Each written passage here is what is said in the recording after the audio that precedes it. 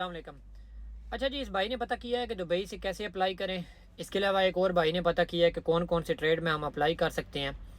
تیسری چیز، جو بھی والدین اپنے بچوں کے فیوچر کے لیے پریشان ہیں، جن کے بچوں نے اسٹڈی کمپلیٹ کر لیا ہے، کسی نے ایف اے کر لیا ہے، کسی نے بی اے کر لیا ہے، تو ان کے لیے آگے تھوڑا مشکل ہو رہا ہے کہ کون وہ اپنے بچوں کے لیے کیا چوز کریں۔ تو دیکھیں، سب کے لیے ایک ہی ہے کہ اپنے بچوں کو گلف کنٹریوں میں بھیج کے ان کی زندگیاں جو ہے وہ برباد نہ کریں، تباہ نہ کریں۔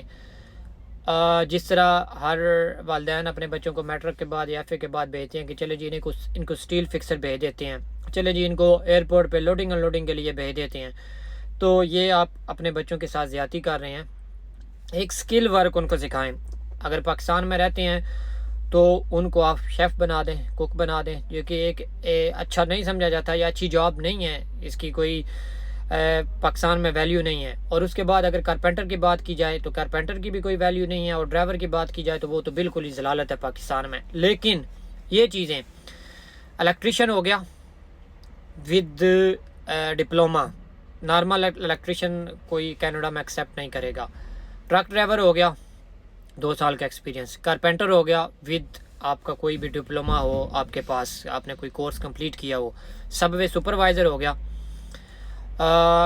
ان چیزوں کی جو ہے وہ زیادہ ڈیمانڈ ہے کینیڈا میں۔ آپ اپنے بچوں کو میٹرک یا ایف اے کروانے کے بعد کسی ایک کمپنی سے، جس طرح کے بہت سارے پاکستانی ریسٹورنٹ دبئی میں، سعودی میں ہیں، کسی ایک سے بات کر کے اپنے بچے کو ریسٹورنٹ کا ویزا جو ہے وہ لے دیں، شیف کا۔ ادھر وہ 1-2 سال کام کرے گا اور اس کے پاسپورٹ کے اوپر شیف ہونا چاہیے، کک لکھا ہونا چاہیے۔ جیسے ہی 2 سال وہ کمپلیٹ کرے گا، اس کے بعد اس کو پاکستان منگائے، 6 مہینے اس کو لگوا کے اس کو آئلٹس کروائیں، آئلٹس کے بعد پھر انیشل اماؤنٹ دے کے اس کو کینیڈا میں آپ ایز اے کک بھیج دیں۔ یہی سیم ہے کہ اگر آپ کا کوئی جاننے والا، جس طرح دبئی میں بہت سارے لوگوں کی اپنی دکانیں ہیں لکڑی کے کام کی، کارپینٹر کی، دروازے بناتے ہیں، کسی بندے کے پاس اپنے بیٹے کو بھیج دیں 2 سال کا ویزا کارپینٹر کا لے کے، سیم 2 سال ایکسپیرینس کروا کے پاکستان منگوا کے آئلٹس کروا کے آگے کینیڈا بھیج دیں۔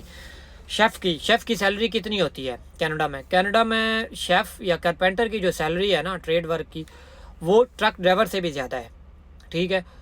اگر مجھ سے ابھی کوئی بندہ پوچھے نا، تو میں آج بھی ٹرکنگ کو سکپ کر کے یا تو شیف میں جانا چاہوں گا یا کارپینٹر جانا چاہوں گا۔ کارپینٹر کی سیلری جو ہے وہ 30 سے لے کے $50 تک بھی ہے، ڈیپینڈ کرتا ہے آپ کے پاس ایکسپیرینس کتنا ہے۔ شیف کی بھی سیم سیلری $25 سے لے کے $35 تک ہے۔ تو آپ اپنے بچوں کے لیے کوئی اچھا ٹریڈ چوز کریں، ان کو گلف کنٹریوں میں ایکسپیرینس کروائیں۔